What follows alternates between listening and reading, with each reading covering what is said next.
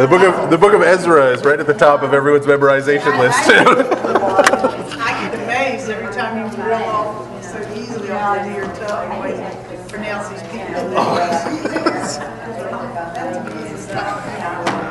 Really? He has the Old Testament folk book. He reads it. Oh, is that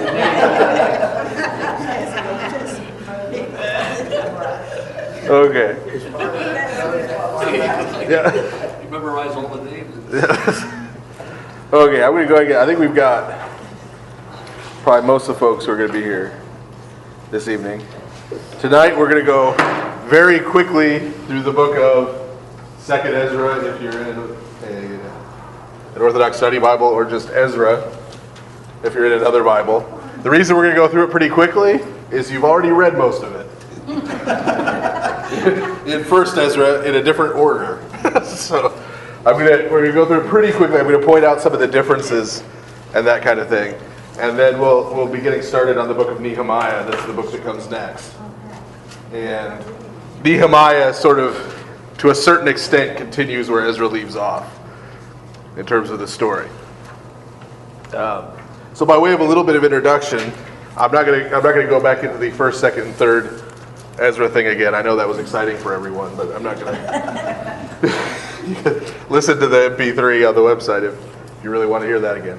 But basically, the issue was that there was a lot of material, some of it concerning the person Ezra, some of it just related to the time in which Ezra lived, the time when these three waves of essentially refugees came back from the Persian Empire, came back to Judah to try to reestablish it. And at various points, when that was compiled and translated and put together, it was compiled and put together differently. Which is why we have 1st Ezra and 2nd Ezra, or 1st, 2nd, 3rd, or just Ezra, because of the different ways people put it together. The usual argument is that 1st Ezra that we read is the oldest form of it. That argument, though, is based on not much. That argument is basically based on, as we saw when we were going through 1st Ezra, some of the things were out of order, remember, historically, and some of the things were kind of smushed together. There weren't sort of smooth transitions from one thing to the other. So the assumption by scholars is, well, this is sort of poorly put together, so that must be the old one. And this one that's all nicer and better put together and everything's in order, this must have come later when somebody came in and tried to clean up the first one, right? That's the assumption. But we don't know that for sure. They could have developed totally independently of each other. We're not absolutely sure. But at any rate, when we go through Ezra tonight, or 2nd Ezra, you're going to see it's a lot of the same material, just put into kind of a more coherent and logical order, and set up better to focus on Ezra, who it's named after. Remember, we didn't get to actual Ezra until very close to the end of 1st Ezra. And then, once we're done with that, as I said, we're going to pick up and start in Nehemiah. As I mentioned back in that discourse that I won't give again, in the Hebrew, Ezra and Nehemiah are smushed together as one continuous book. Okay, so even the two of those being broken apart is a decision that was made. Okay. So does anybody have any questions left over, or anything else they wanted to ask before we start? Okay. So Ezra 1:1, or 2nd Ezra 1:1. In the first year of Cyrus, king of Persia, in order to fulfill the word of the Lord spoken by Jeremiah, the Lord moved the heart of Cyrus, king of Persia, to make a proclamation throughout his realm. How many people remember reading that about 3 times already?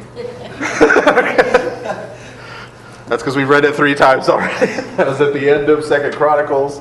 It was at the beginning of 1st Ezra, and now it's here.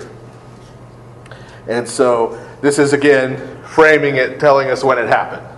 This is when the exile started to return. Okay, and it lists in the rest of chapter 1. This is how quickly we're going. In the rest of chapter 1, you can see it lists all the stuff they brought back with them. Remember, they were given all of the the temple object, gold and silver, temple objects. Because remember, one of the main objectives, even from the view of the Persians, is for them to rebuild their temple. Okay. So they bring all that back with them. And again, we have another inventory list of what they brought back with them. Chapter 2. Okay. Now this wasn't in 1 Ezra, but we're still going to move through it quickly, because what this is a listing of how many people from which families came back in the initial movement. We already saw a list very much like this in 2 Chronicles. In 1 Chronicles, at the beginning of 1 Chronicles, at the end of the genealogies there, it listed that first group that came back. So this is another list. And you can see in verse 64 of chapter 2, the whole company numbered 42,360.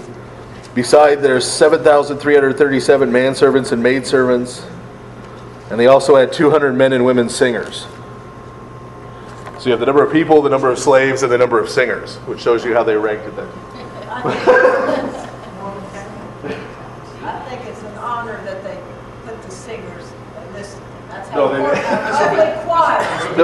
And that's not just people who could sing or entertainers. Those are the people who are going to be singing in the temple. The people we've seen listed before descended from Asaph. Wonderful choir. The liturgical singers, yeah. Because, well, and we mentioned previously that this office of singer, and it's still in parts of the Orthodox Church, particularly in parts of the Russian Orthodox Church, it's still treated very seriously this way. That in order to sing in a choir, you virtually were ordained. I mean, it was taken that seriously. The amount of preparation that was expected. It wasn't just seen as, oh, they've got a nice voice, okay. It was a very serious thing because the worship of the Lord is a serious thing. And the part that the singers played was considered to be just as important as the parts that the priests were playing, the Levites were playing, the doorkeeper, everybody was doing their part. But the singing office was not seen as secondary or throwaway or, well, we'll do the best we can. It was seen as a very important key. Would I be correct in saying that being in the choir, one reason it was very sacred is because they sang sacred writ. Right. And the priests were the only ones allowed to really read Torah, if you will, through that training. Am I correct? Right. Well, most of the people couldn't, even if they wanted to read. But that was where, if you consider, even if there was, and there usually was, something similar to what we call a homily. Right? If you consider most of the information that the people in worship were receiving, though, just time-wise, right, was through the singing and through the chanting of Scripture. Right? That's most of what they heard, if you go time-wise. Right? And this is something you can see if you look at particularly the Vespers and Matin services of the Orthodox Church. Okay? If you start looking at those little readings, in between verses, in Lord I Have Cried at the beginning of Vespers, there's some pretty serious theology in some of those verses. I mean, meaty stuff. It's not just like, oh God, we love you, you're great. It's cool to be here, right? I mean, there's real serious, in-depth stuff going on there. Well, at Vespers. I'm talking about Vespers. So there's a lot of meat to that. And that's where Christians for centuries got most of their theological training. Sunday school is a relatively recent thing. Having a Bible study like this is a relatively recent thing. For most of the history of the church, most people got their theological education from being in church and hearing the scriptures read and hearing the hymns of the church and learning them. And there's a famous story from the Carpatho-Russians of this little village that didn't even have a school. And there were only like 3 people in the village who could read. And this group of Jesuits got sent there to convert them all to join the Union and become Roman Catholic. And the Jesuits were out-argued by little old Carpatho-Russian ladies who were quoting hymns for Vespers and Matins to them to tell them why their theology was wrong. These Jesuits coming from universities in Western Europe, right? Because they were there and they heard it and they listened. So the people who are doing the singing are the ones communicating that. Right? So it's a critically important job. How they do it and how effectively they do it is going to determine what the average person there knows.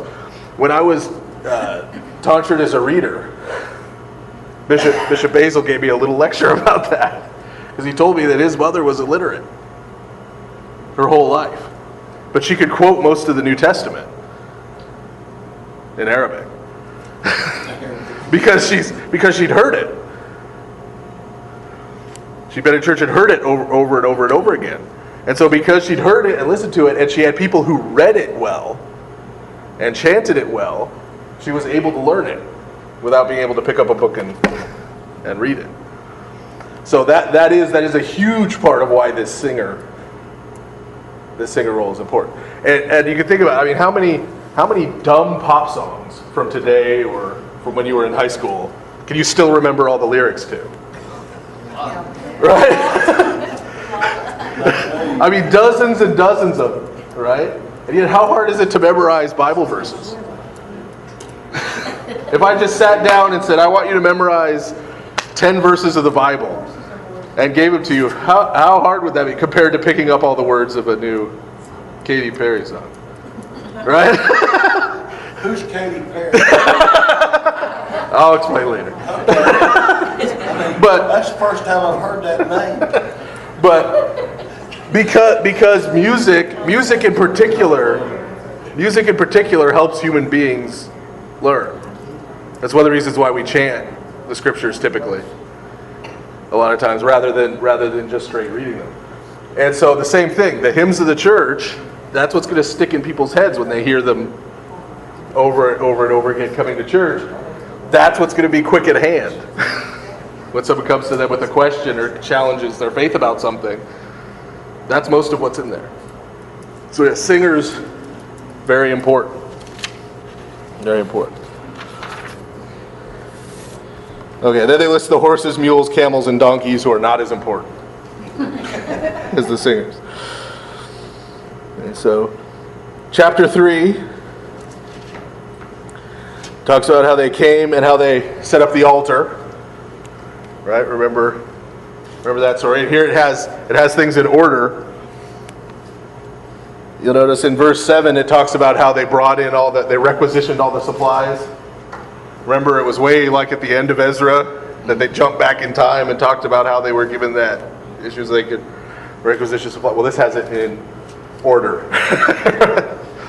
So they're requisitioning the supplies there. And then at the end it has the dedication of the altar with the hymn they sang in verse 11. And then again it talks about how everyone was real happy and overjoyed except for a few of the older people who remembered the old temple who were kind of grumbling. Remember we read about that in 1 Ezra. It's never changed. Yeah, this isn't like it used to be. This isn't as good as the old temple. And so the way everyone else responded to that was not by criticizing them or arguing with them. They just all sang louder.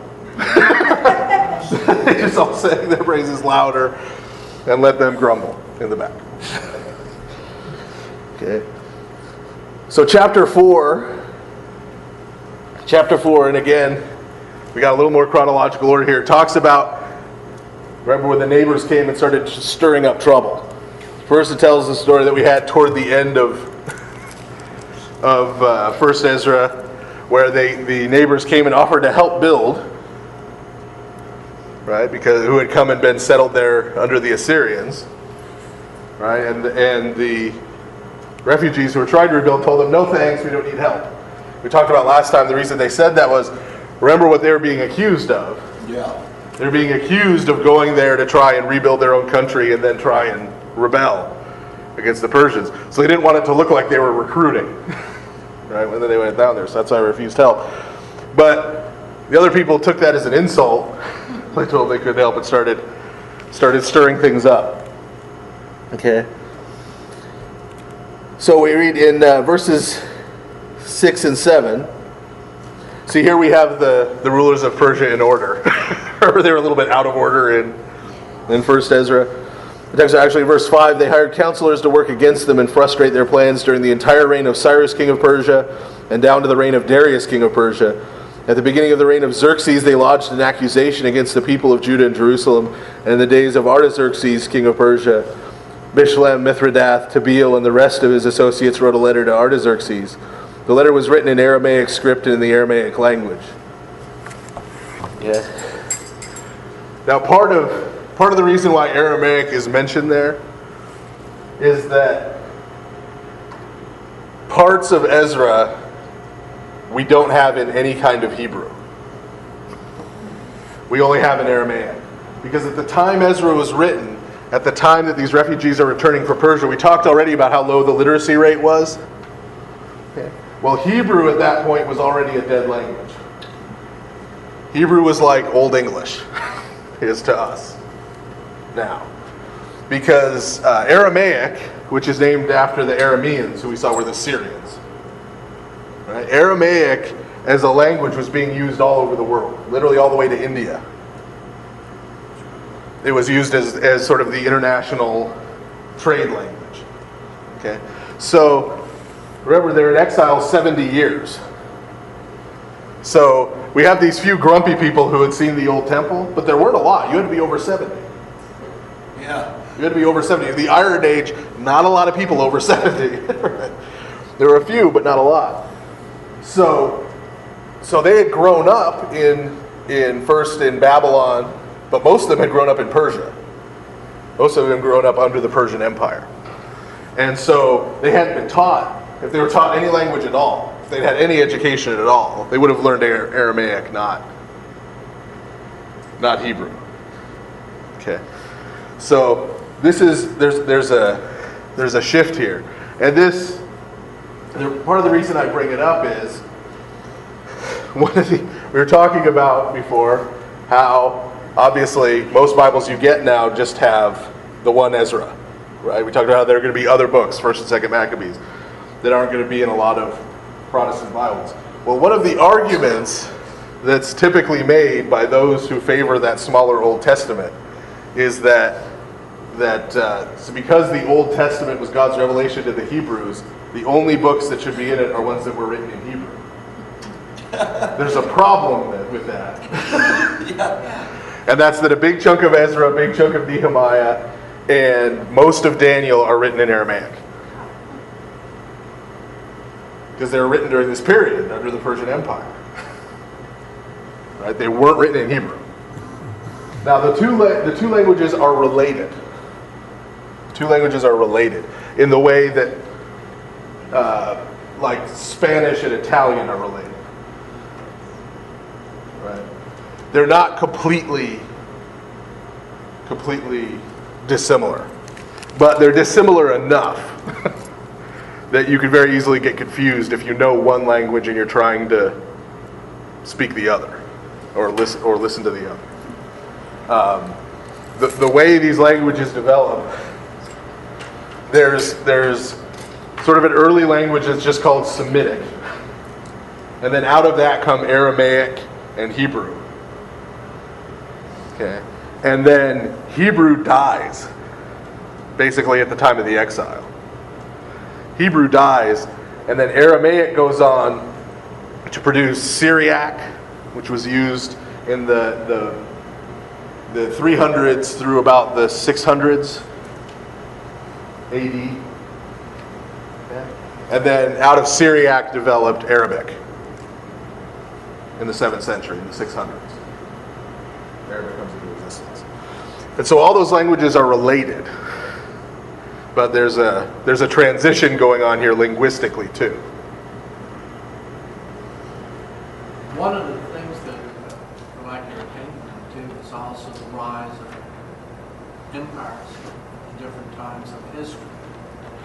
That empire, which was the strongest, was copied by those other cultures around them because Right. that was the language also of government.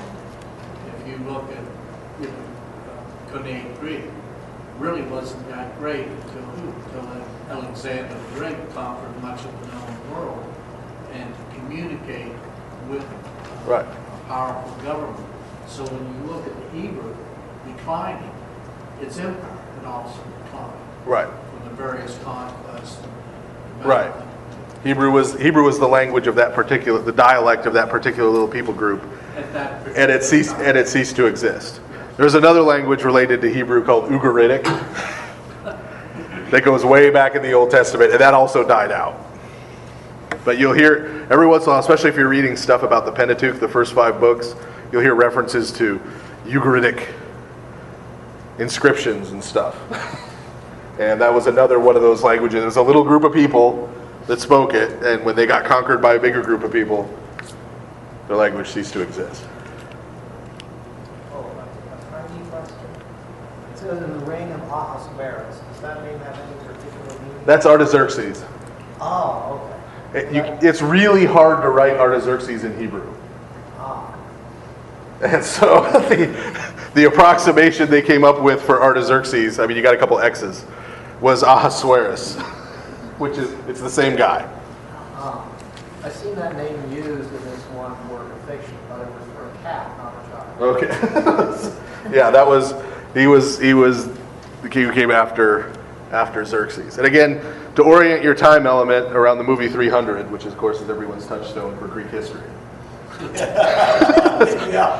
Xerxes is the emperor of Persia who they're fighting, who the Greeks are fighting.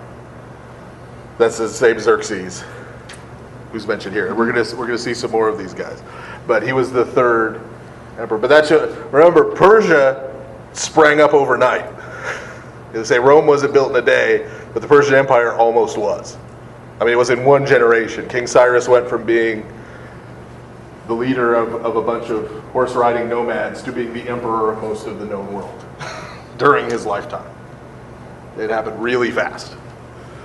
Okay, so already by the time of his grandson's generation, Xerxes isn't his grandson, but by his grandson's generation, they're already invading Europe.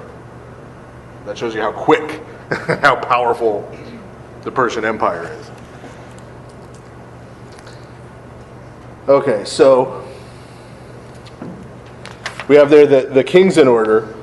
And as we go on, starting at verse 11 of chapter 4, we have that first letter, which is the same as the one we read in 1 Ezra. That's that first letter where they say, hey, these troublemaking Jews, they came back here to troublemaking Judah and they're making trouble. That's the last thing you want. You need to tell them to stop building. Right? And so then we get the response where they told them to stop building. And so it stopped building until we get the second letters. Chapter 5, about Haggai the prophet and Zechariah the prophet. Remember, who we mentioned before, prophesying to set the time. Here we have a slightly different name. We now have Tatnai. Remember, before it was the governor of the Phoenicians and the governor of Kola, Syria, they call it, Greater Syria. Here it's Tatnai, the governor of the Trans-Euphrates, which would be the area around the Euphrates River. It's basically the same way as saying Greater Syria.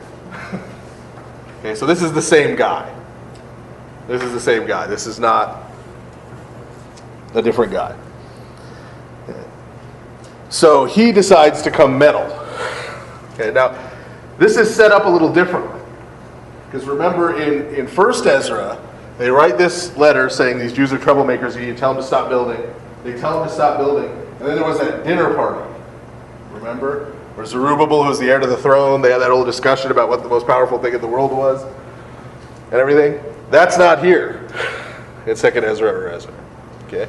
Here, the way it's presented, they had to stop building until this governor shows up and starts meddling.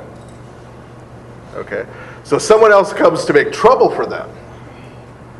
Okay? And ends up writing another letter, which we've also read before. There in verse 7. This letter to King Darius. Remember saying, hey, we found these guys, they've got this half-built temple, this half-built city we asked them whose authority it was under. They said, the Lord who created heaven and earth and gave us all this nonsense. I think you ought to know about this, right? You need to check the records. Okay. And then remember, they went and checked the records. Yeah. Right? In chapter 6, the beginning of chapter 6, King Darius goes, he checks the records, finds, oh yeah, Cyrus did authorize them to go build this. Right? It sends them the letter back saying, not only are they allowed to rebuild, but guess what? You're donating To the to the cause every year for trying to cause trouble. Okay? But it's important again to see how this is different, how the way this is portrayed differently. In this one, the reason they're allowed to start building again is that someone else shows up to cause trouble. Right? So the point is, from the perspective of 2nd Ezra here, or Ezra, that God is using the people who intend to cause trouble for them to help them, sort of against their will. Sort of like Joseph back in Genesis, where he says to his brothers, after he meets them again, he said, you meant it to be for evil when they threw him down the well and sold him into slavery. He said, but God meant it for good, because all that happened, he's now able to save them from a famine. Right?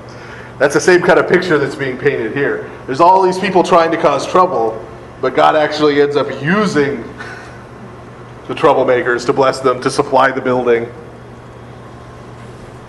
Right, so God's sort of turning it around on them. And again, you get in verse 11 of chapter 6, furthermore, I decree that if anyone changes this edict, a beam is to be pulled from his house, and he is to be lifted up and impaled on it. And for this crime, his house is to be made a pile of rubble. Dealing with you. This is part of why the Persians didn't have a lot of rebellion. And they could back this kind of thing up. That is, again, even though this is very early in the history of the Persian Empire, this is how much power and control they exercised over this little province far away. And remember, the main reason Darius is so keen on them starting again is he wants them to remember him and his family before their God. Yeah. Right, remember we talked about remembering the head of state in our worship service last time. Today. Yeah, today, even to this day, right? That was one of the reasons why Darius wanted it.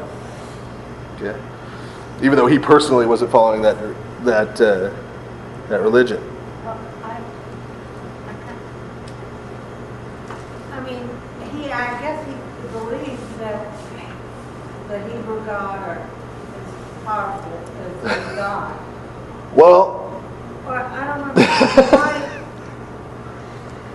we talked a little bit, remember last time we talked a little bit about Zoroastrianism, about Persian religion. And so there are a couple things that touch on that here. One is that in his letter, he refers to the temple that they're building as a place where there's a fire continually burning. Right? And part of their Zoroastrian religion is that they had these sacred fires that were kept always burning. And as long as they were lit, that kept the empire going and everything in the universe turning, and everything was fine. Okay? So he sees their religion in terms of his religion. Right? That's how he understands it. And so they've got this fire burning. I don't know why they're burning all these animals on it, but they've got But they're burned. but they've got this fire burning, and that I get. Okay. So they have their sacred fire, and they're going to go there and they're going to pray for me. That can't hurt. No, right? they're serving steak and pork. Right. And remember that the Zoroastrians, they have one main god who they worship, Ahura Mazda. Right? And then they believe that Ahura Mazda has a shadow that's sort of like the second evil god, right? But Ahura Mazda, who they worship, is the God who created heaven and earth, which is how God keeps being identified, how Yahweh keeps being identified here in these letters. Okay.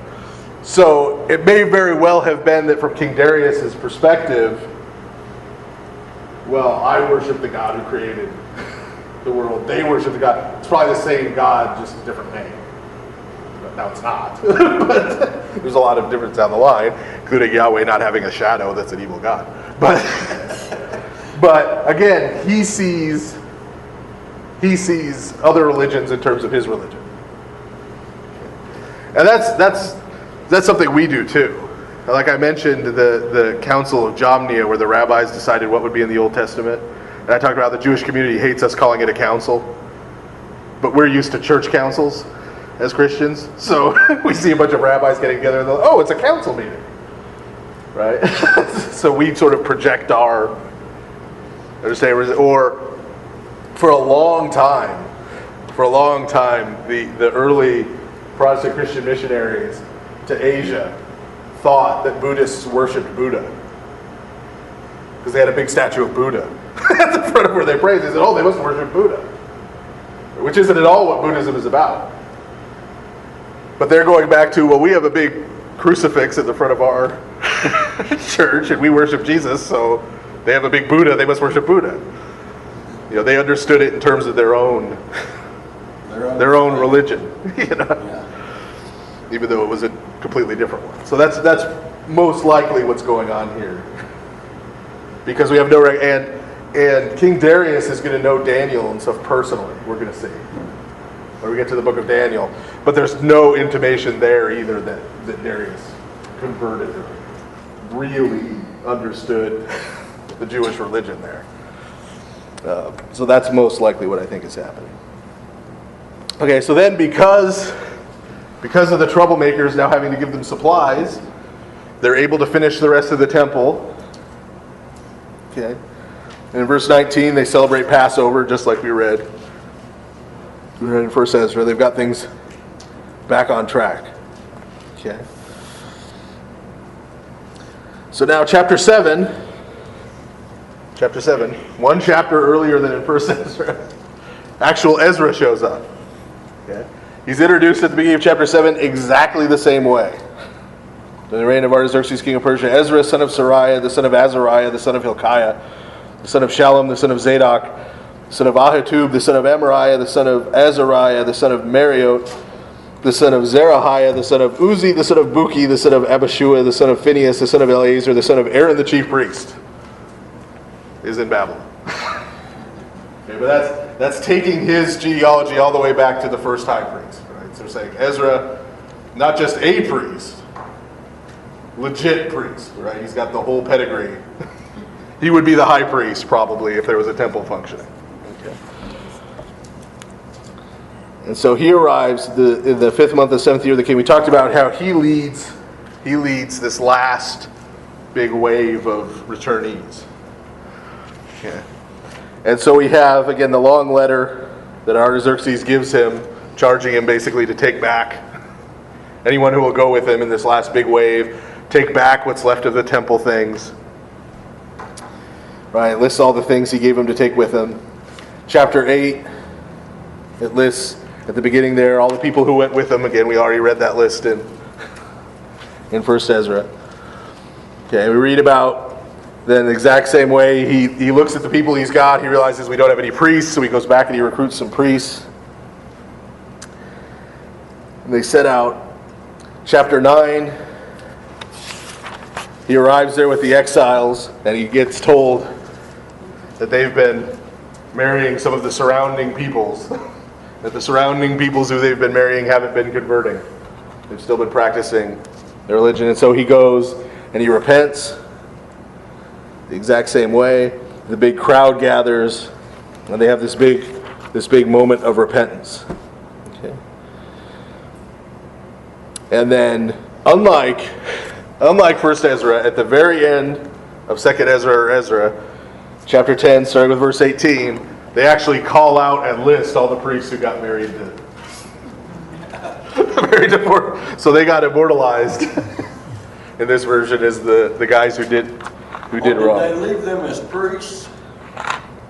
Well, remember, they set up a group of judges to administer all the cases. Yeah. Because they had to go through and try to deal with all of them according to the law of Moses. Mm-hmm. Right? Meaning any of them who would convert, right, would have to be allowed to. right? They'd have to go through that process. Any of them who wouldn't, refuse to convert, then you'd have to go through a divorce process, which means you'd have to figure out if it was a woman who was being divorced, if you're following the law of Moses, then the man is still responsible for her and the children, even though they're getting this divorce. So it became obviously a very complicated process. So however it worked out, these people were allowed to remain priests, whether that was because they didn't have a superabundance of priests around. If they got rid of all of them, they wouldn't have any.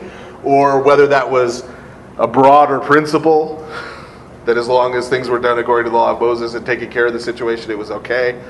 I don't think you could generalize. It's sort of a special case that Ezra here has to deal with. And also because we're told that they all repented. They all came out and admitted they'd done wrong. And did everything they could to fix it. So it's kind of a special case. I don't know that you can generalize from it. Okay, so wasn't that quick. Second Ezra. Yeah. In the footnotes in the study Bible, in chapter 9, verse 1 and 2, there's a footnote says, mixed marriages have not always been prohibited. Example, Boaz and Ruth. But were now seen as detrimental to the purity of the Jewish people. St. Paul warns do not be unequally yoked together with unbelievers. The imagery of marriage is one of faithfulness between God and his people. Marriage between a Jew and a practicing pagan was seen as a serious violation of that faithfulness, as shown by Ezra's reaction and subsequent solution of putting away old pagan wives. Now see, the only place I disagree with that footnote is I would point out that Ruth was not a practicing pagan. Oh, yeah. Right? Ruth came and embraced Israel's God. So, I would say there's some continuity there. Moses married a Cushite woman too, but the idea is there at least that the Cushite woman became. Yeah. Right? So, because remember, the whole idea at this point, it's not that way today. Now we think of, Jewish as this strict ethnicity thing. Yeah. Which it wasn't then, right? We talked about the big example of Caleb, who started out as, I believe, an Amalekite when he's first introduced, right? So he's a Canaanite, and then we're told he's a member of the tribe of Judah later, right? Well, obviously, he was not physically descended from the person Judah, right? But he became part of the community, and he followed the practices and the beliefs. And that was true about Judaism for a long, long time. And obviously the big example is it'll come to me in a second. Most Jewish people, ethnically Jewish today, are not ethnically descended from Abraham. They're descended from a group of Ashkenazi, who were a tribe in what's now Turkey, that converted en masse to Judaism. And so physically, most of them today are physically descended from the Ashkenazi, not from what are called quote unquote Palestinian Jews. So that was the practice of Judaism at the time that Islam came into being. There were whole Arab tribes that were Jewish. They were practicing the Jewish religion. And other ones that were practicing the Christian religion. But that were practicing the Jewish religion. So Judaism was much more allowing of and interested in converts earlier in its existence than it is now. Now they're just more rich people. No. No, in fact, now in fact, if you went to a synagogue, I think most Orthodox synagogues, if you went to a synagogue and you weren't ethnically Jewish and you told them you wanted to become Jewish, they'd probably discourage you. They'd probably ask you why first. You're Orthodox. Because it's really not oriented towards getting converts now. That process still exists, but it's become more of an ethnic, carrying on religious and cultural traditions more than that. I know a Jewish guy who's a doctor who's an atheist, but who insists that his daughters go to Orthodox synagogue. And he's an atheist. I mean, he doesn't, but he wants them to learn all the traditions. So that it's shifted, right? You don't see Jewish missionaries going places to convert people, right? It just doesn't happen, right? Now, There was a book in the 1930s written by a German Jew, a Jew in Germany who fled in 1939 just this time. He went from being a Reformed Jew to an Orthodox Jew because the whole society around him was, being taken over by Nazism, and he became an Orthodox Jew as a way of sort of being less relevant to. well, yeah, that's So there are spiritual reasons why people adopt Orthodox Judaism. yeah. But when we talk about the different sects of Judaism, though, we talk about Hasidic Judaism or Orthodox Judaism or Reformed Judaism, what we're talking about is how strictly they follow those traditions. Right? It's not like Lutherans, Presbyterians, Roman Catholics, Orthodox who actually believe different things theologically. For the most part, the theology is the same. It's how strictly you observe an Orthodox Jew and a Hasidic Jew don't have wildly different theology. Just one is extremely observant of the old traditions and some are less so. So it's a different, again, we tend to understand other religions as being like our religion. But it's a very different thing. But so yeah, that's the issue is the difference in religious practice, not the ethnicity, as that is pointing out. And that quote from St. Paul is referring to exactly that. Do not be unequally yoked with a non-believer. Now he also says, though, in reference to this, St. Paul says, if you're already married to an unbeliever, do not divorce them, but to just live a Christian life in order to be a witness to them, hoping that through them, the husband and any children you have will be potentially saved. But when you're going out to get married, don't go and marry someone who's religiously, which even beyond, if you're looking at, not looking at it as here's a list of rules and boxes you have to check, but just really good advice, right? really good practical advice. A recipe for a good marriage doesn't start with disagreeing about religion. Right? No, not a good idea. So just on a practical level, right? But so it's sort of saying, you're setting yourself up for problems. And it's possible, and we would all hope that you would get the spouse who's not a Christian to come over and become Christian, but it's just as likely that the opposite's going to happen. The same thing here. It's just as likely, possibly even more likely, that the person is going to start practicing the other religions of the area, the other cultures, and give up their Jewish identity. Okay. So that's another Ezra. Are we done now? We're done with Ezra's. Good. Yeah. As I said, we're not going to do third Ezra. Sorry, Slavs. I know there's some people disappointed we're not going to do Yeah. Ezra. Because if you get a Bible that has third Ezra in it and you sit down and start reading it, it's going to look really familiar to you. It's going to look a whole lot like things we've just read a couple times. So that's the main reason I'm not doing it again. Okay, but now, moving into the book of Nehemiah. Now we're carrying on sort of from, we're still with this group of refugees who are working on rebuilding. Okay. The words of Nehemiah, the son of Hakaliah. In the month of Kislev in the 20th year, while I was in the citadel of Susa, Hanani, one of my brothers, came from Judah with some other men, and I questioned them about the Jewish remnant that survived the exile and also about Jerusalem. Susa is the current capital of the Persian Empire. It's in what's now Iran.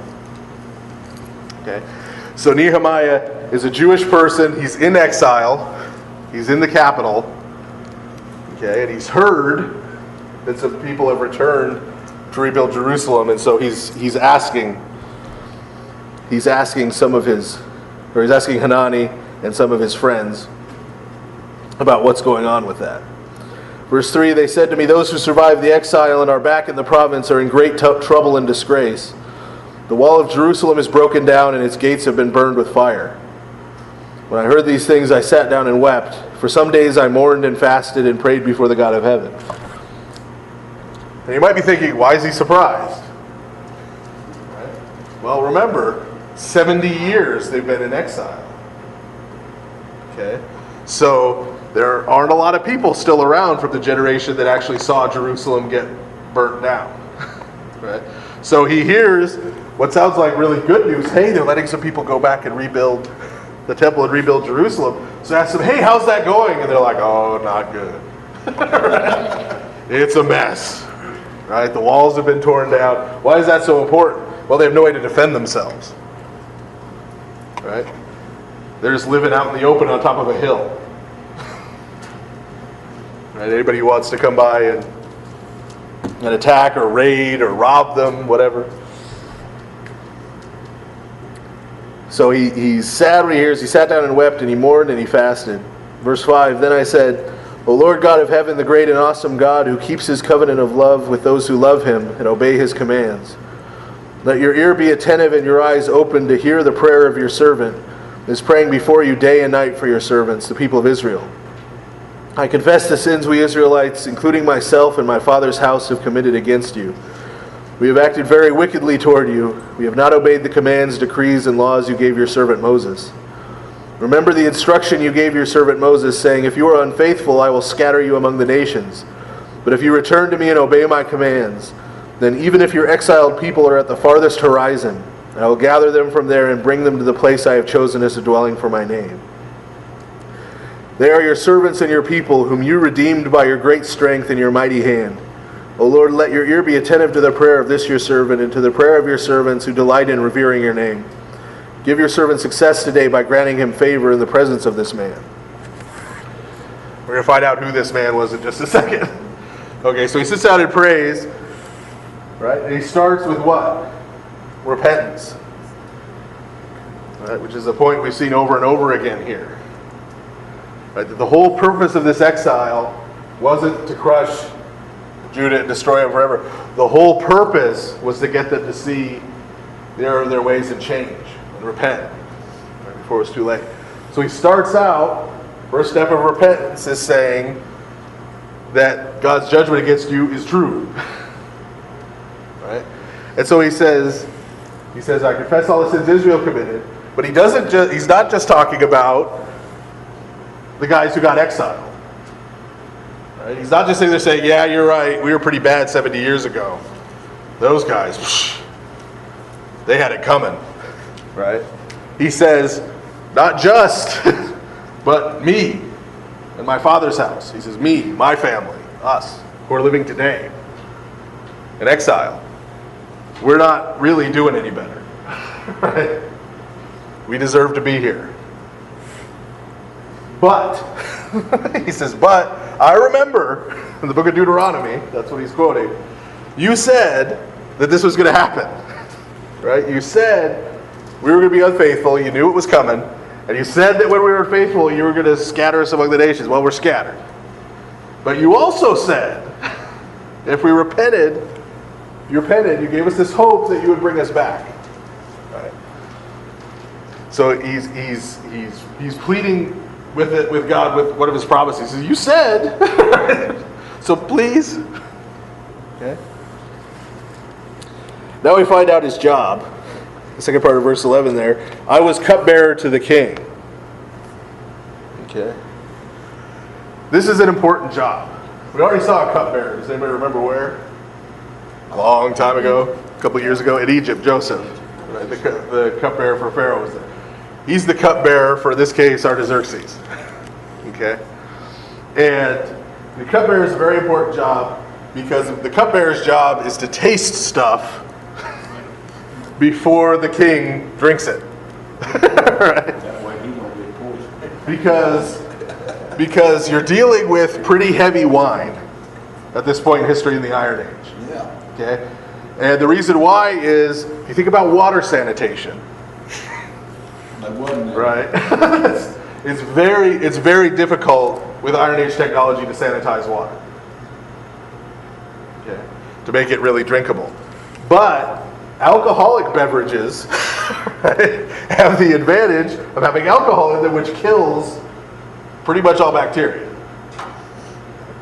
So they're drinking, this is not Welch's grape juice. This is exceedingly strong wine.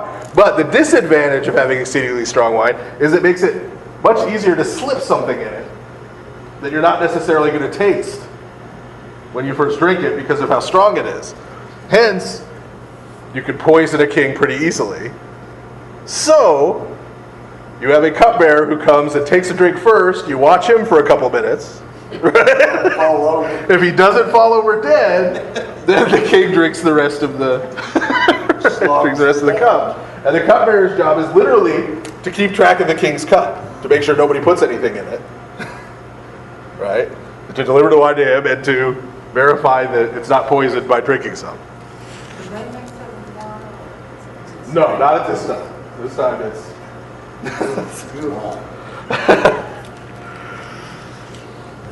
Okay, so he has a very important job, and this is a job where you're going to put your most trusted guy, right? Because if this guy decides he wants to bump you off, you're bumped off. Right? If he decides, if whoever's trying to poison you or kill you, right, decides that it gets the cupbearer on their side, you're done. He's your only real line of defense. So this has to be the guy you trust literally with your life. Alex,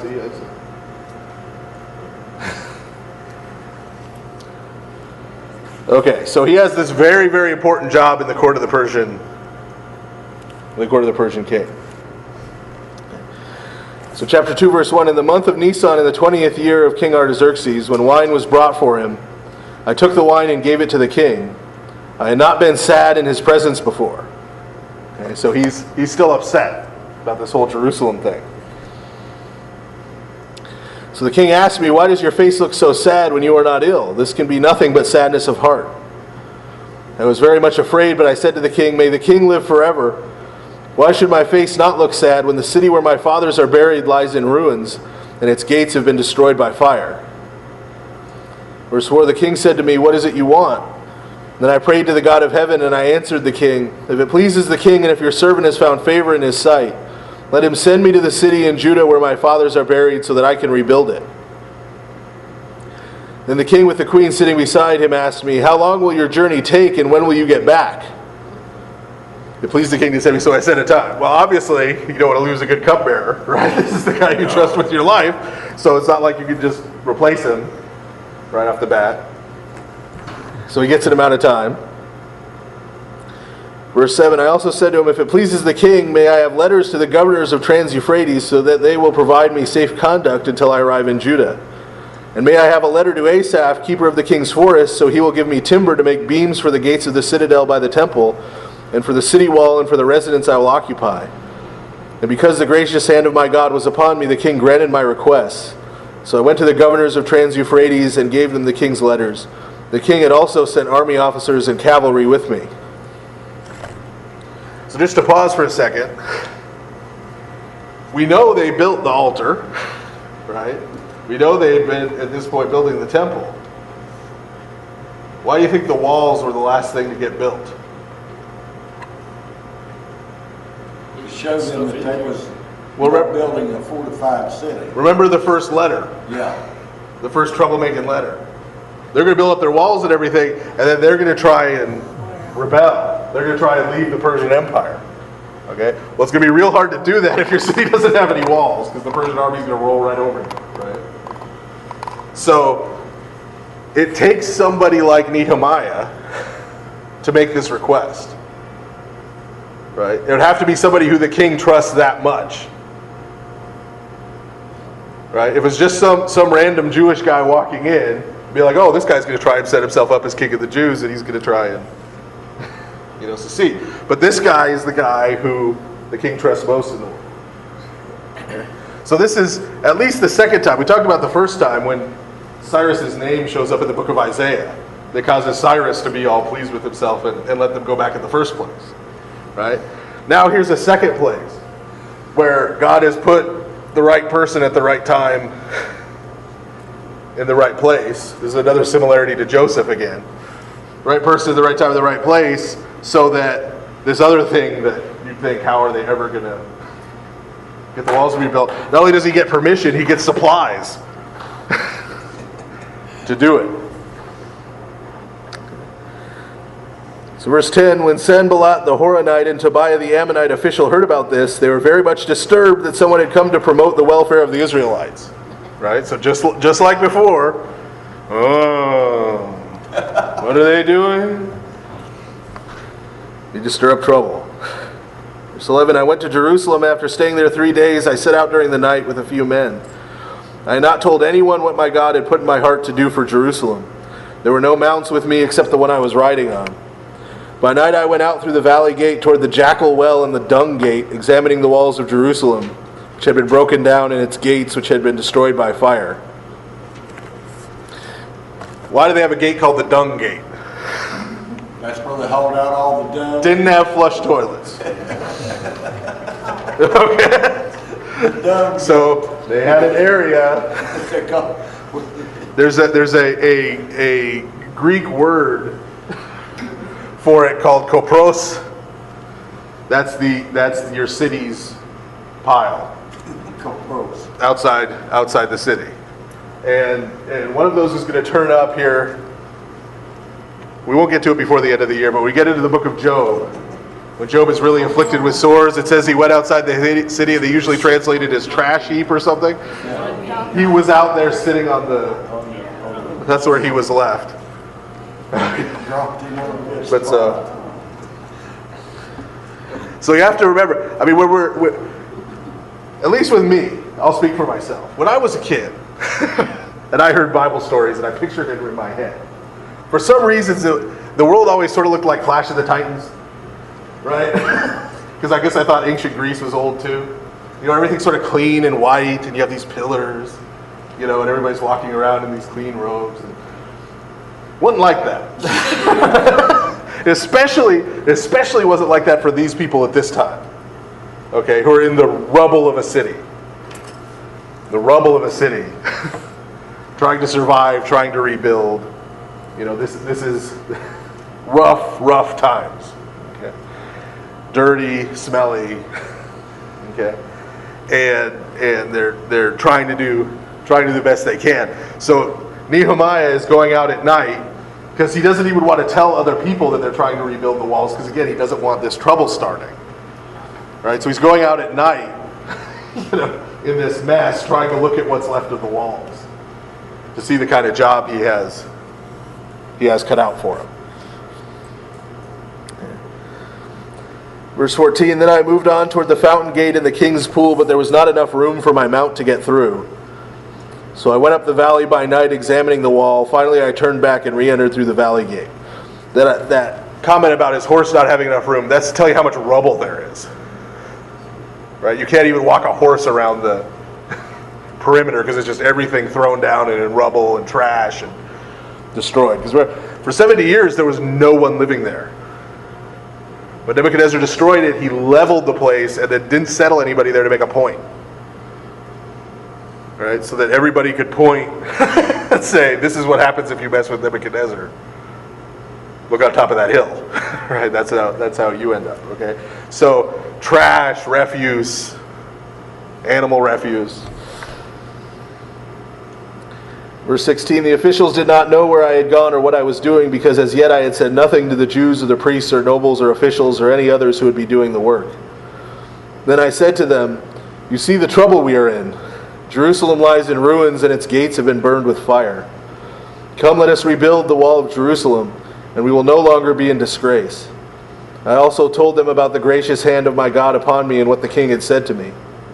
They replied, let us start rebuilding. So they began this good work. But when Sanballat the Horonite, Tobiah the Ammonite official, and Geshem the Arab heard about it, they mocked and ridiculed us. What is this you are doing? They asked. Are you rebelling against the king? I answered them by saying, the God of heaven will give us success. We, his servants, will start rebuilding. But as for you, you have no share in Jerusalem or any claim or historic right to it. So he basically tells them to buzz off. This is our city, mind your own business. But again, as soon as they see them start rebuilding the walls, what's their first thought? Rebellion. Oh, they're planning to rebel. That's why they're building walls. Now, if you went to any of their capital cities, they had walls and they weren't rebelling against anybody. But that's beside the point. That was for self-defense, right? So chapter 3, Eliashib the high priest and his fellow priests went to work and rebuilt the sheep gate. They dedicated it and set its doors in place, building as far as the Tower of the 100, which they dedicated, and as far as the Tower of Hananel. The sheep gate is the gate through which they brought livestock, obviously. That's why it was called the sheep gate. But they talk about building from this tower to that tower. The way these walls are built, you have towers that didn't really look like medieval towers. They were more like that because, building materials at the time.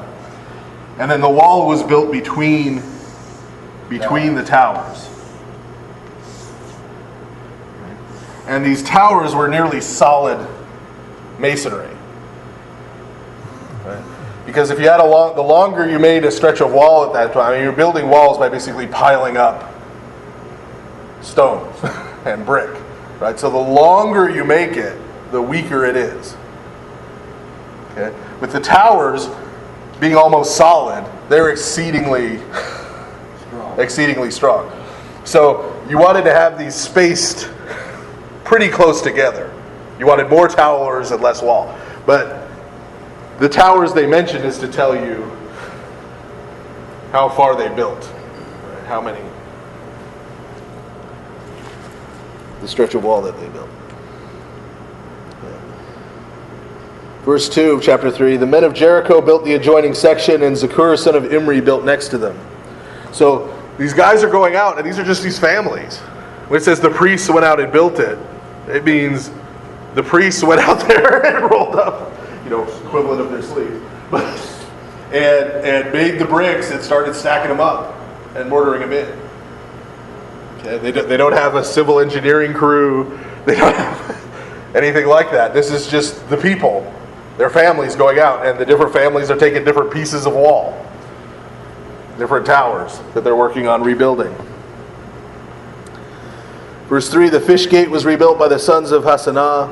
They laid its beams and put its doors and bolts and bars in place. Meremoth, son of Uriah, the son of Hakoz, repaired the next section. Next to him, Meshullam, son of Berechiah, the son of Meshizabel, made repairs. And next to him, Zadok, son of Bana, also made repairs. The next section was repaired by the men of Tekoa, but their nobles would not put their shoulders to the work under their supervisors. So the people from Tekoa are a little uppity, apparently. Some of the guys who had some money said, we're not going out there. We're not going out there lifting rocks like the common people. What, are you crazy?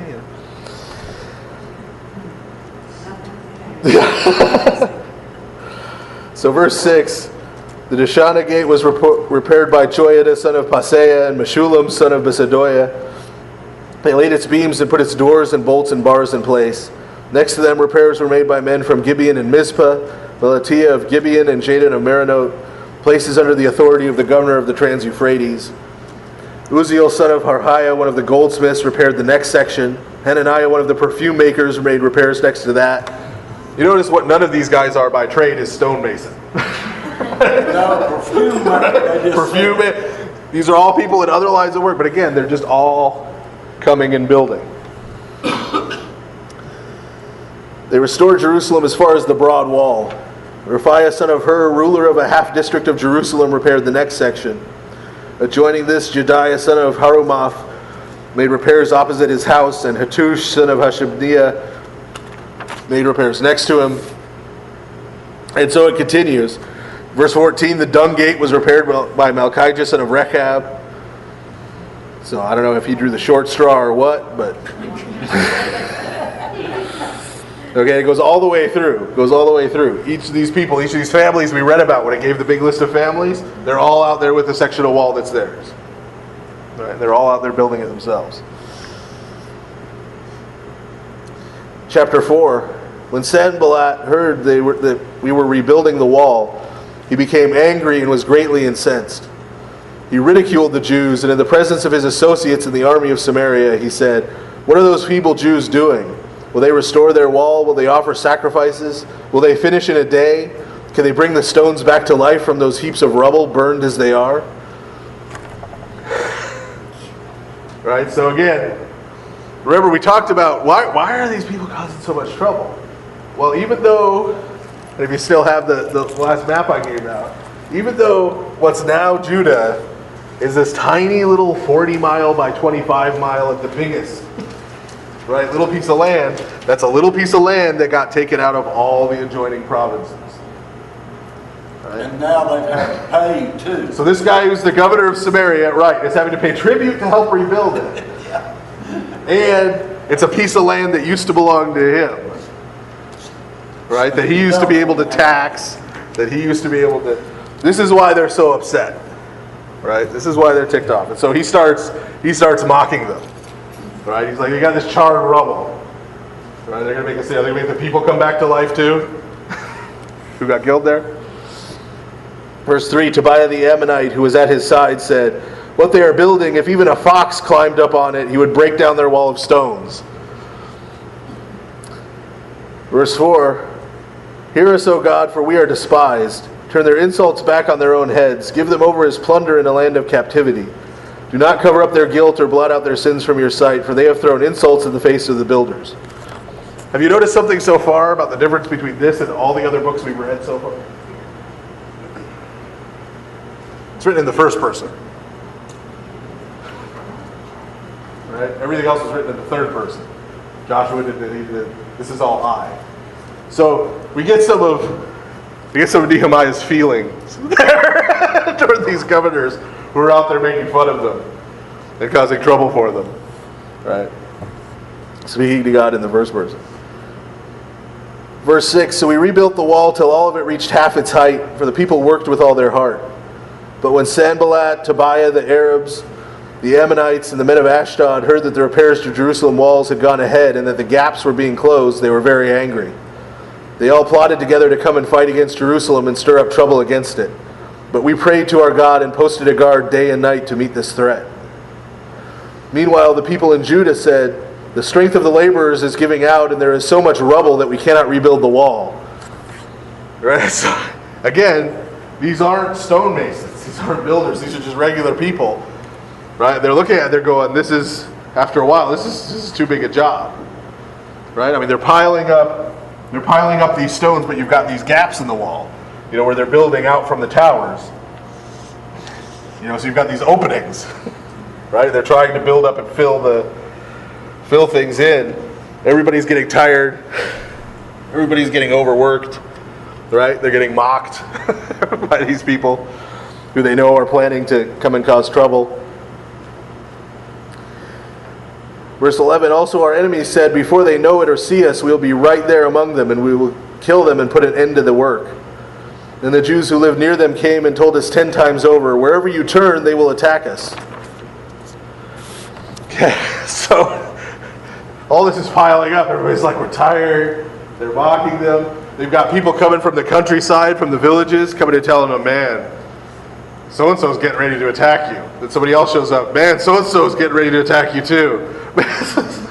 Right? So just everything is piling up on top of them. Right?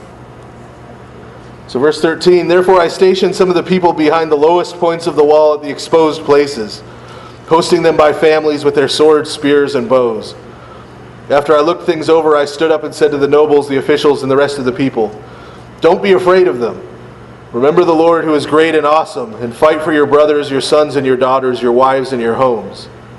When our enemies heard that we were aware of their plot and that God had frustrated it, we all returned to the wall, each to his own work. From that day on, half of my men did the work, while the other half were equipped with spears, shields, bows, and armor. The officers posted themselves behind all the people of Judah who were building the wall. Those who carried materials did their work with one hand and held a weapon in the other. And each of the builders wore his sword at his side as he worked. But the man who sounded the trumpet stayed with me." Okay. So even though they knew that they find out that they know about the plots, they go to attack it. They're still so worried about being attacked that in addition to the people building, Nehemiah takes the guys who are younger and stronger from these families and posts them in all these gaps with weapons. Right? And he has all the workers are all armed.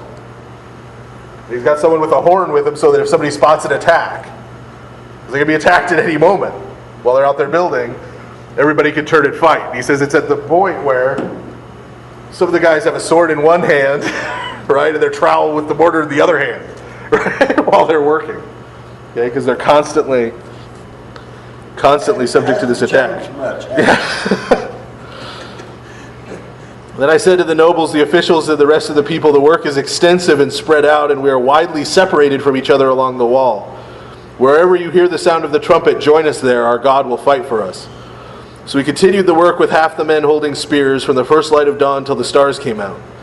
At that time I also said to the people, have every man and his helper stay inside Jerusalem at night, so they can serve as guards by night and workmen by day. What's missing from there? Sleeping. That's by night they're standing guard, and during the day they're working. Neither I nor my brothers nor my men nor the guards with me took off our clothes. Each had his weapon on, even when he went for water. That went for water doesn't mean went to go get a drink. It means went to go dispose of water. They're saying even when they went to go to the bathroom, on the bathroom break, they took their weapons with them. because they might be attacked. Now, a couple points about this. We saw at the beginning, it starts out with Nehemiah repenting. Right? Repenting of how Israel hadn't trusted and followed God. Okay, and I said, remember the first part is him saying, yes, God's judgment of me, of us is right. Here's where we see the other piece in terms of trusting God. In terms of trusting God. Because what they're doing, in the eyes of everyone around them, is crazy. Right? Everybody else is looking at him and going, you got a bunch of merchants, right? Perfume makers, right? Their kids out here trying to build a wall. If a fox climbed on it, it'd probably fall over. Right? What you're doing is dumb. It's not going to work. Right? It's stupid. But they're still there day in and day out. And then they're threatened with attack. And not only do they not stop, Just arm up. They just arm up. And it's like, okay, well, we'll work during the day and we'll stand guard at night. Right? I'll have a trowel in one hand and a sword in the other hand. Okay?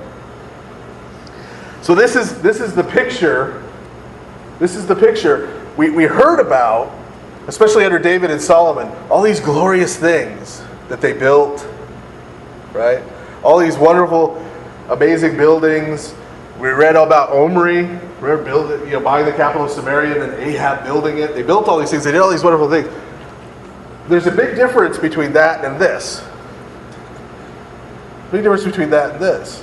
All right? Objectively, okay, every building Omri and Ahab built was probably nicer than this wall. Right? It probably looked better. It was probably better built. Right? So just objectively. Non-objectively. Right? Here we have a group of people trying to do something and trusting in God to get it done. There we have a bunch of people building on their own, don't give a lick about God. In a lot of cases. Right? What happened to all those nice buildings that Omri and Ahab built in Samaria? They're gone. What happened to all the nice buildings that Solomon and his successors built in Jerusalem? They're gone. Right? Okay. That's the contrast we're supposed to draw here. And in terms of our own lives, right?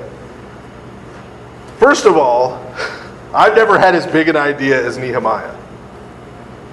I know people who have. I know priests who have said, just picked a city with no particular Orthodox people in it and said, I'm going to go plant an Orthodox church there, and gone there and done it. Now there's a big Orthodox church.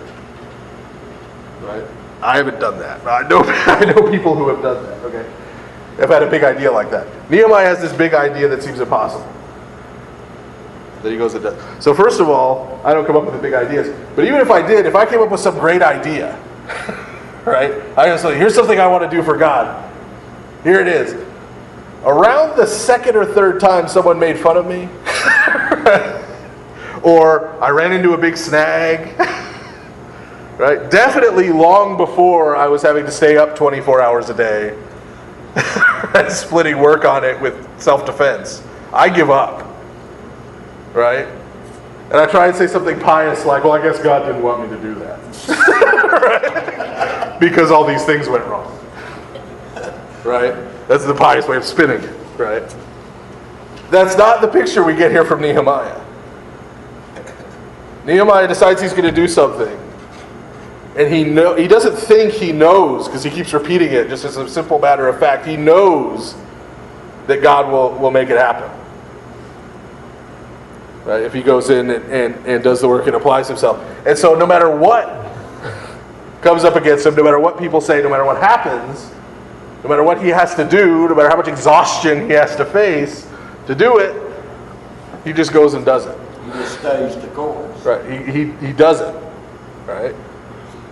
If it's standing in the hole of the wall, right, with a torch and a sword, waiting for someone to come and kill you, right? He does it. Right? He does it. And so that is an original lesson to all of us. To all of us. There is no end to the things that Christians could accomplish in this world if we're really willing to go do them. And we're willing to push through sometimes a lot of adversity. I mean, this is not a little adversity. No one would blame someone, right, for giving up when it reaches this point, where you're having to post guards day and night. Where nobody would blame you. Okay, this is a lot of adversity. But if we're willing to push through adversity and really believe that when God promises He's going to do these things, He's going to do it the way Nehemiah really believes it. It's just a matter of fact. God promised this, so it's going to happen. How do I know whether God has promised it or not? Well, for one thing, you've got a Bible. What promise is Nehemiah talking about? He's got the book of Deuteronomy. God, you said this. I mean, in my life, it doesn't say it in the book of Deuteronomy. How do I know it's God's will or not? Well, the scriptures are where you start. Scriptures are where you start. The basic, when we talk about God's will, a lot of times, we go out and we kind of try to voodoo it. Try to they used to, at this time in history, when they wanted to predict the future, they did something called extipacy, which is they would take an animal and they would kill it and they'd look at its organs.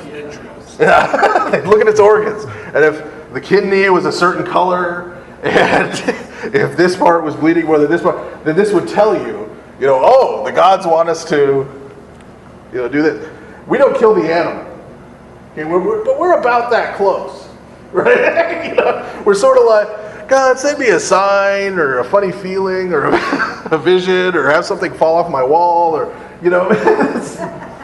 we sort of, so first of all, we try to get some weird sign for what God wants us to do. Other times He sends us one and we don't listen to it. There's a movie that I won't mention the name of because I can't recommend it, but there's a scene where this guy is about to do something pretty terrible. And he sits down and he has this little statue of Jesus and he says, God, if you don't want me to do this, give me a sign. Right? And all of a sudden there's this earthquake. Right? And you see the statue of Jesus tip over and roll off the table. Right? Dishes are falling out of his cupboards. Right? There's this huge earthquake. Earthquake stops and he says, any sign at all.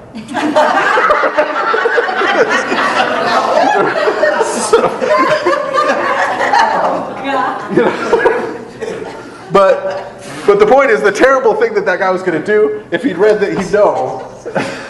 Right? The place where we start in terms of God's will, right, is in the Scriptures, where He's laid it out, His law. Right? You can bet that anything He's commanded you not to do, He doesn't want you to do. Right?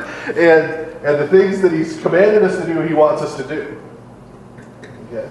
And so, if it's something God wants you to do, okay, and you're approaching it with humility, right? See, for example, I'll give an example. God wants us to help the poor, right? God doesn't want all of us to be a CEO of a huge nonprofit charity who's on television all the time. Right? A lot of times when we come up with a good idea, we want the second part, right? More than the first part, right? I want to be the CEO of a major nonprofit. You know, I don't want to go and toil and do a lot of unrewarding hard work and then never be remembered for it. Right? But that's what everyone building this wall is willing to do. We have the list of some of their names, but it's so-and-so and his family.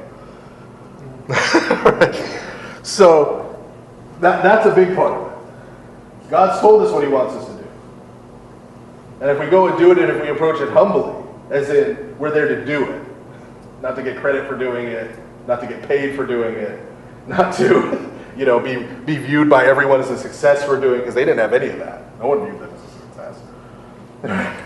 If we aren't looking for all those other things, right, then it's very rare that we'll go off track. Where we go off track is where we start looking for those other things, or where we don't even bother to try. It's interesting to note that there's really very little change between Nehemiah and today.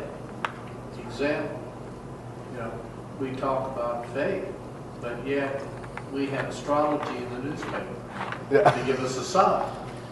You're not supposed to gamble, but I know what the lottery numbers are in the newspaper. Yeah. More on your fortune cookie. Yeah. I've often thought about that, you know, on a nation. But I think those types of things, those minor things that we laugh and chuckle about, if you don't have an eye for detail, then you're going to miss the whole idea of the faith itself, just by the definition, faith, and reading and accepting. And I've often thought about that. You know, God forbid any of us go here to a doctor. Mine are great. They're the greatest statisticians in the world. Mr. Bill, you got a 20% chance of survival. But, you know, you go with this and go with that. And you're not looking at those percentages, you know. You're looking, okay, if this is the will of God, then we go through with it. Or if I'm going to profess Christ, then I'm going to act accordingly. I'm not going to be perfect, obviously. But I'm going to step out in faith, and you know what where I'm going to be? Not being too egotistical, but I'm saying at 6 o'clock, I'm going to be with my friends here, learning and interpreting again more and filling my soul. I hate to preach like that, but I often think about, you know, being in the military, there's no guarantees for anything, Yeah. you know. In combat, I'd look at my friends and I'd say, you're so selfish, you want to live forever, you know. It's just, you're so boring, you know, that's for me. Well, again, it's something that the devil's done to us. Right, absolutely. Very effectively. You know, I mean, Jesus tells us not to worry. I've never met anyone who follows that command. Ever. He says, don't worry about what you'll wear, what you'll eat, where you'll live. I've never met that person in my life. But that's his command, you know, because God will take care of it. If you go out, you know, seek ye first the kingdom of God and all these other things. Shall be added unto you. Take care of themselves. And so things don't happen because we don't do them. Because we're convinced they won't happen or they won't work, or why bother? That's the reason why things don't happen. And so this should really be a call to us. Because like I said, there's no end to the things Christians can accomplish in this world. Forget this world. Those of us sitting in this room could accomplish in Charleston, West Virginia. If we really decided, I don't care what other people have to say about it. I don't care what. I'm going to go do it, and I'm going to do the work. Like greater is he who is in me than he is in me. Okay. So chapter 5 Now the men and their wives raised a great outcry against their Jewish brothers. Some were saying, "We and our sons and daughters are numerous. In order for us to eat and stay alive, we must get grain." Others were saying, "We are mortgaging our fields, our vineyards, and our homes to get grain during the famine." Still others were saying, "We have had to borrow money to pay the king's tax on our fields and vineyards. Although we are of the same flesh and blood as our countrymen, and though our sons are as good as theirs, yet we have to subject our sons and daughters to slavery. Some of our daughters have already been enslaved, but we are powerless because our fields and our vineyards belong to others." So what's happening is, now, even the people working for Nehemiah on the wall are grumbling. Right? Because they all make their living by, well, most of them, make their living by farming. Right? So they're saying, we're here to build this wall all day, standing guard all night, and we're going broke because our farm back at home. We've still got to pay taxes, whether we're out there working it or not. Right? Verse 6, when I heard their outcry and these charges, I was very angry. I pondered them in my mind and then accused the nobles and officials. I told them, "You are exacting usury from your own countrymen." So I called together a large meeting to deal with them and said, "As far as possible, we have bought back our Jewish brothers who were sold to the Gentiles. Now you are selling your brothers only for them to be sold back to us." They kept quiet because they could find nothing to say. So, what's he talking about here? Remember those guys who didn't want to work? The guys with the money who didn't want to go out and bust their hump on the wall? He's saying, look, not only are you guys not working on the wall, you've got all this money. We've got people who are actually working on the wall who are having to sell their daughters into slavery to pay the taxes. Okay? So we've got people here starving who are doing the work. We've got you sitting here doing nothing with all this money. Do you see the problem? Right? He's saying when we first came here, and we hadn't been told about this before, but he said when he first came here, as much as is possible, when they found Jewish people who had had to sell themselves into slavery, they went and bought them back, right? Freed them. Right? He said, but now they're going and selling themselves into slavery again. Well, there was no bankruptcy in the Iron Age. No. Right? So if you owed money and you had to pay it back, the only way to do that was to sell yourself as a slave, or your son or your daughter if you were too old to work, or your whole family if it was a really bad debt. Meaning you were going to be working for free for whoever this person was for the equivalent of that amount of money. Could be years. Right? Well, what's the basic problem there? If I'm working for no money to pay this guy back, how am I paying my taxes? How am I paying for food? Right? So it set up this cycle where these people were permanently in debt and permanently slaves. So they went to the company store? Yeah, they're sold in the company store. So they're perpetually in debt, perpetually unable to get out. Okay. Meanwhile, again, we have these guys who won't work, And got them. who have all this money. I'm confused. Who are these nobles? Like, are they the people who came back with the exiles? They're Jewish people who came back, but who had in those 70 years done well for themselves in the Persian Empire. Like Nehemiah became the cupbearer to the king. I mean, various people got into business, got into politics, became bureaucrats, and so accumulated some wealth. So they came back with something to show for it, whereas other people just came back like as refugees. Okay. But you notice most of these people had trades, and that trade is whatever they were doing in Persia. You know, they're not making any perfume here right now. Right? That's what they did in Persia by trade.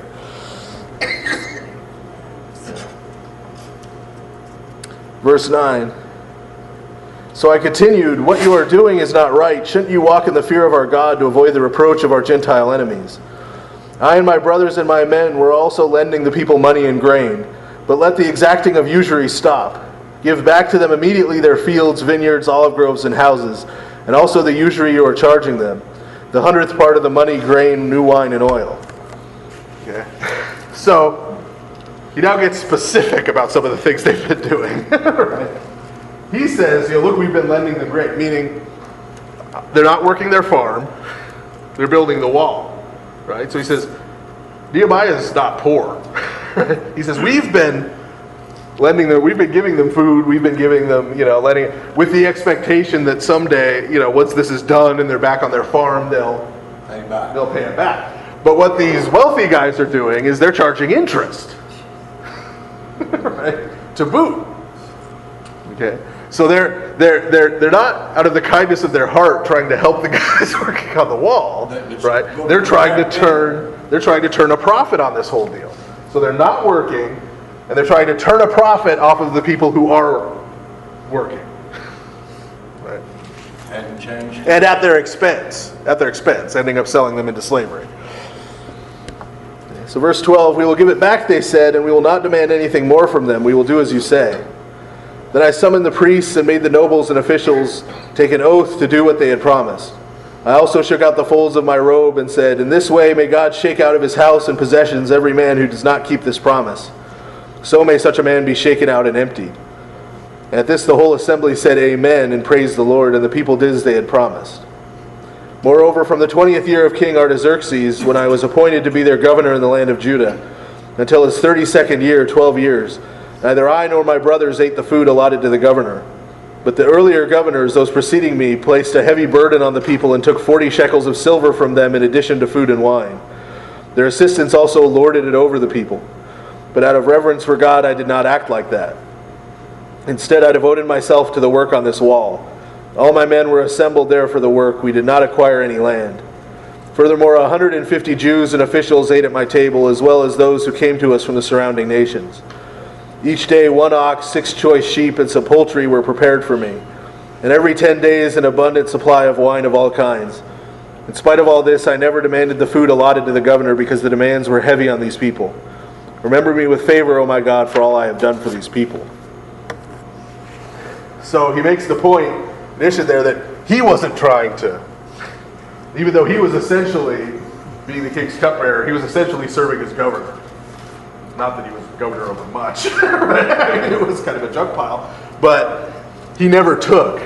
It took the money that he could have. He could have declared himself the governor, set himself up as the ruler, not worked, right? Made all this money. It's reminiscent of St. Paul says in his epistles, how when he was traveling around preaching the gospel, he would make tents and work wherever he was, because he didn't want anybody to get confused and think he was trying to go around making money off the gospel. Okay. And this also gets applied. The earlier part, we were talking about the nobles. St. Paul talks about this in terms of the church. When he talks about Christians not suing other Christians, right? Christians not lending money to other Christians at interest. Right? The idea, and you see this right from the beginning of the early church, is that the church as a community, right, is not there to get rich off of each other. Right? It's not there as a place to do business networking. And the people of the church are definitely not there for any of us to exploit. I mean, Jesus driving the money lenders out of the temple, that's pretty much as vivid a picture as you could get. Him driving them out with a whip. The people who are there to try to make money off of the sacrifices of God. And so this is something we need to keep in mind, because it's something that has dropped away a lot, I think, in our modern American culture. Right? This idea that as Christians, sort of everybody's family. This idea that if somebody needs something, I should just give it to them. I shouldn't offer to sell it to them at 10% off. Right? I should, that if someone needs something, I give it to them. We fulfill each other's needs. Right? There should never be a group that calls itself a Christian church where you've got some people who are rich and don't have to work, and you've got some people who are working and can't feed their kids. I'll be blunt. If a group like that exists, they shouldn't call themselves Christians. It shouldn't happen. That's exactly what Nehemiah is telling the elders. Okay, we're all, in his case it's the Jewish community, in our case it's Christians, we're all responsible for each other. We're all responsible for helping each other, caring for each other, making sure everybody has what they need. Okay. And that's really what that chapter is hitting at. Somebody else said things haven't changed much. So we're going to leave off there. We'll pick up with chapter 6 next week. We will. I don't know if we'll probably will finish Nehemiah next week. I'm usually wrong when I say that. I usually say that there's about 3 more weeks at least. But it's not a very long book. It's a shorter book. Okay, and then we'll be back into Orthodox Study Bible territory. So I think speaking of not profiting off people in the church, I think the sale technically ended on Orthodox Study Bibles. But if you're nice to them, I bet they'd probably still give you the discount. So thanks everybody.